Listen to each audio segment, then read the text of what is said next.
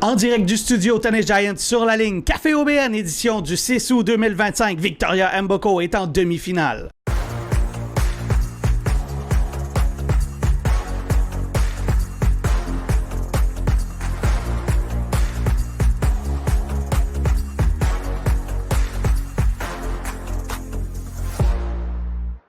Salut, bienvenue à Sur la ligne.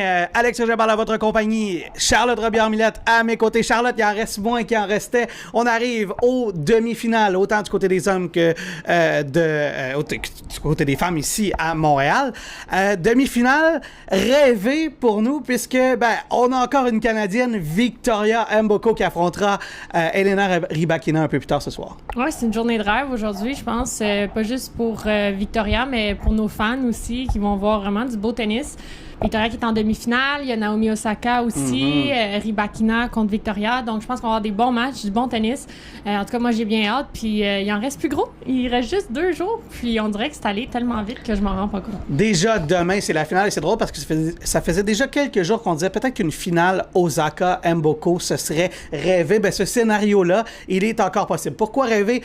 Parce que d'une part, on aurait une Canadienne, une étoile montante, une étoile filante cette semaine en Victoria Mboko qui est en train de montrer à toute la planète ce que nous, on savait déjà un peu le talent qu'elle avait, mais là, c'est en train d'éclore à vitesse grand V. Et Naomi Osaka, une des grandes de son époque, de sa génération, qui vit une espèce de ressurgence. C'est son meilleur résultat en plusieurs années. Et écoute, son dernier titre, on en parlait hier ensemble, c'était en 2021 en Australie, son dernier grand titre. Alors, ça fait déjà un bon bail pour une fille qui avait remporté plusieurs grands chelems de façon consécutive, qui a été numéro 1 mondial. Alors, scénario peut-être rêvé là, auquel on pourrait avoir accès demain. Ça serait super. Moi, j'aimerais vraiment ça, voir une finale Victoria-Naomi. Je pense que ça serait certainement un match de très haut niveau, puis une belle expérience pour Victoria.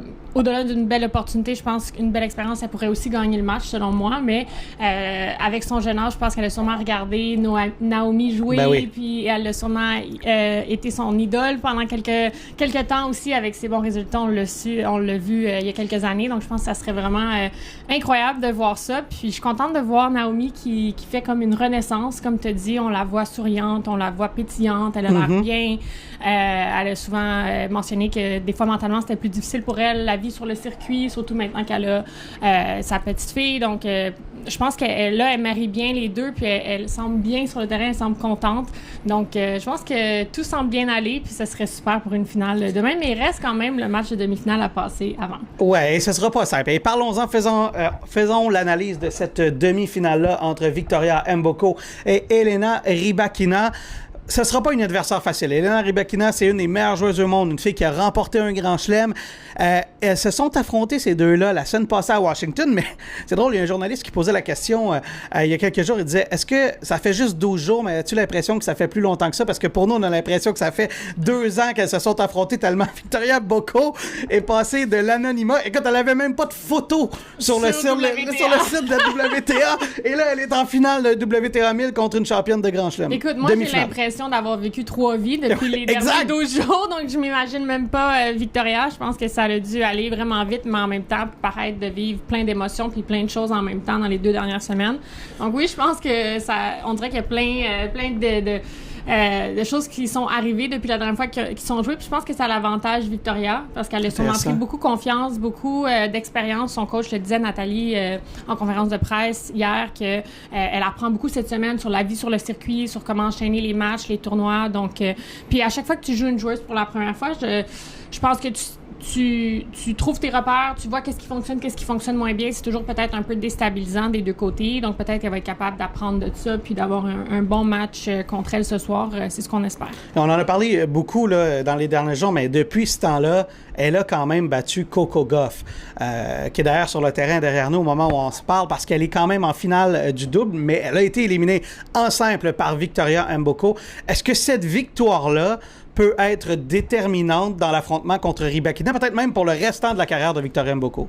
Je pense que oui, cette victoire-là lui donne certainement des ailes, elle lui donne confiance pour le reste, ça lui prouve qu'elle est capable de compétitionner, même voire de battre les meilleures joueuses au monde, la deuxième meilleure joueuse au monde, la favorite du tournoi. Donc je pense que du côté confiance, espoir de quand tu arrives dans un match, puis que des fois il peut y avoir des doutes qui s'installent, un petit peu de nervosité, je pense que ça va peut-être la propulser à être capable d'aller chercher des grosses batailles, des gros matchs, des grosses victoires. Donc certainement qu'elle arrive dans ce match-là avec déjà ce match-là derrière la cravate avec plus de confiance, puis je pense que ça va l'aider, puis elle va juste continuer de progresser selon moi. Elle a 18 ans, donc le potentiel est énorme selon moi. Dans le premier affrontement entre les deux joueurs, ce qui se passait la semaine passée, là, ou à peu près il y a une semaine et demie, là, c'était à Washington, le tournoi qui précédait tout juste celui de Montréal, Rybakina l'avait emporté 6-3, 7-5. Alors elle n'a pas été complètement déclassée. Là. Quand tu fais un 7-5 à une 12e mondiale, t'es dans le match. Certainement, puis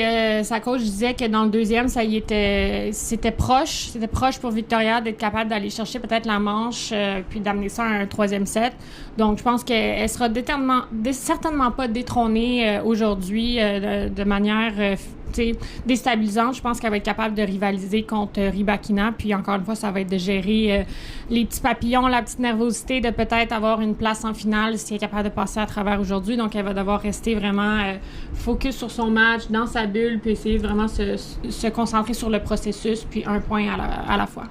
Elle a eu l'avantage, Rybakina, de voir Marta Kotsuk, se retirer. Alors, elle n'a joué que 54 minutes.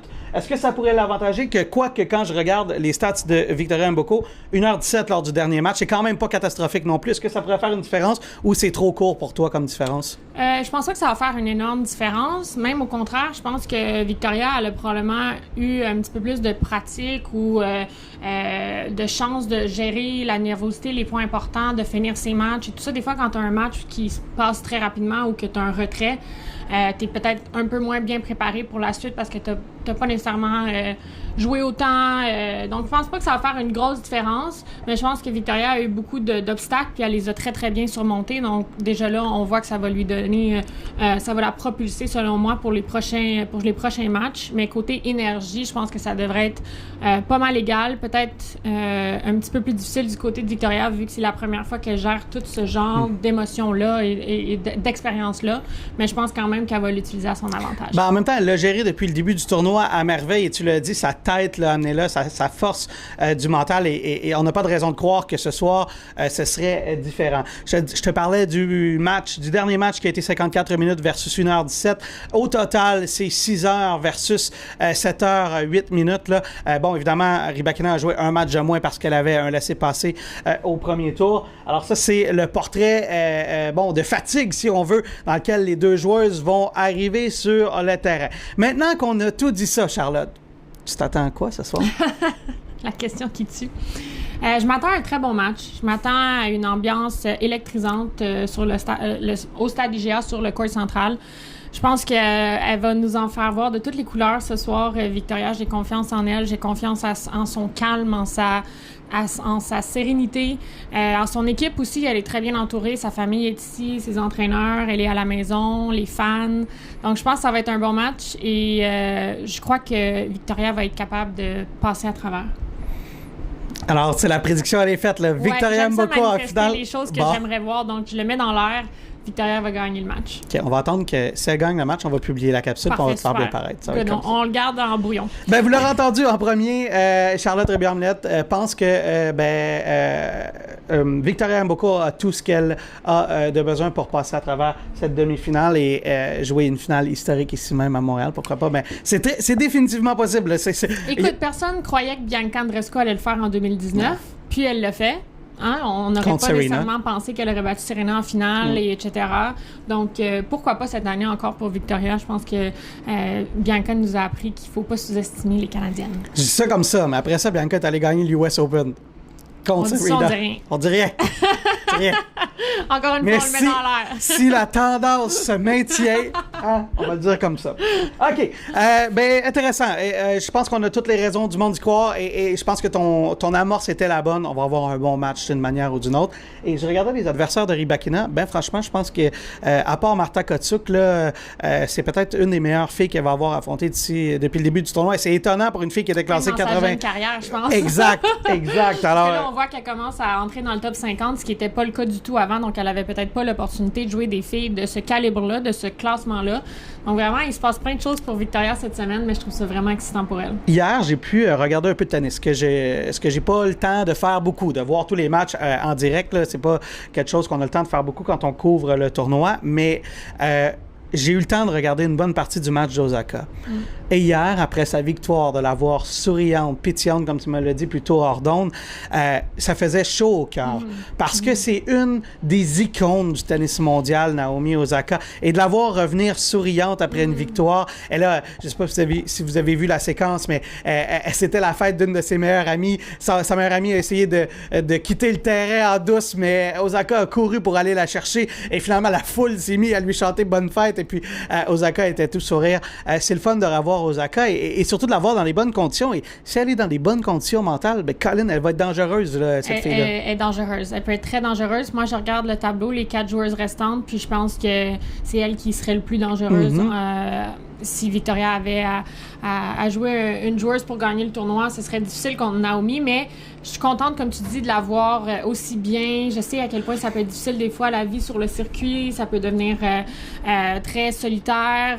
C'est difficile de toujours, des fois, enchaîner les défaites à chaque semaine, de gérer ça. Surtout que là, elle avait peut-être d'autres priorités, vouloir passer plus de temps avec sa famille.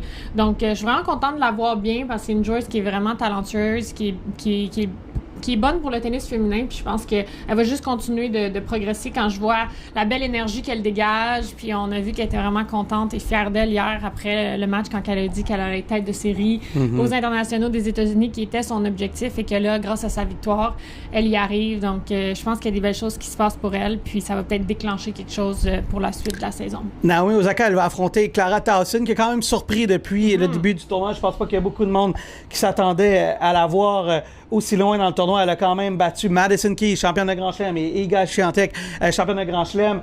C'est quand même un peu une histoire Cendrillon, là, présentement, Clara Tauson.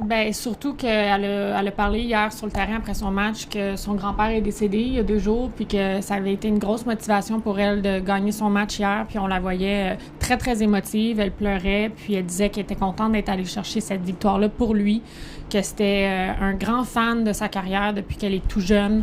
Son grand-père qui l'amenait à ses pratiques, qui était toujours là pour elle, mais elle pense quand même que c'est le mieux pour lui. Donc moi, j'ai trouvé ça vraiment touchant de voir qu'elle a une belle semaine comme ça après avoir passé des moments très difficiles, de perdre un membre de sa famille, son grand-père, puis de vivre un deuil. Donc je suis contente pour elle. Puis elle avait quand même eu une très, très bonne année jusqu'à date, mais effectivement, de battre Swiatek et Madison Keys et d'être maintenant en demi-finale, c'est un super résultat pour elle.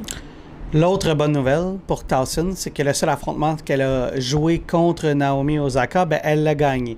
Alors ça, elle va avoir des raisons d'arriver avec confiance. Cela dit, c'est un match où Naomi Osaka s'était retirée. C'était au début de l'année de cette année, en 2025. Alors, je sais pas, à quoi tu t'attends de ce match-là avec une Osaka qui semble en pleine possession de ses moyens, qui vient de détruire adversaire après adversaire là, dans les dernières... Bon, Sevasteva, c'était 6-1, 6-0, 6-2 et 6-2 contre Svitolina, qui n'est pas une joueuse banale. Là. Alors, c'est la Naomi Osaka des beaux jours qu'on va voir ce soir. Oui, je pense que oui. J'ai misé contre Clara Tauson toute la semaine. En fait, j'aurais pas dû, mais hier, je pensais que Madison Keys allait gagner. Donc, j'aurais l'impression que Osaka joue du très, très bon tennis. Puis que quand elle est justement dans cette zone-là, dans cette énergie positive-là et que sa balle sort aussi bien qu'elle sort en ce moment, elle est très difficile à battre.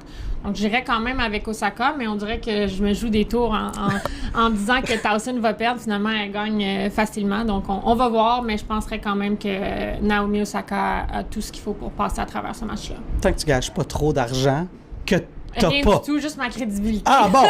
Ça, c'est déjà pas si mal. C'est mieux ça. C'est mieux ça, je sais pas. À vous de juger. Dites-nous dans les commentaires si vous aimez mieux gager votre crédibilité et votre argent. C'est à vous de décider.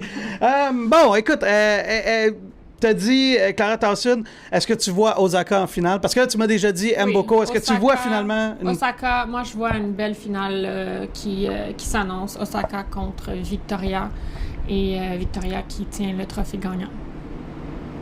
On va le garder jusqu'à demain, puis on va le publier demain. J'ai rien à ajouter. C'est parfait. On est pas le cadre de Tennis Canada. Exact. Et pourquoi pas? On ne prendra pas. Puis de toute façon, c'est légitime. C'est définitivement légitime. C'est pas farfelu du tout. Là.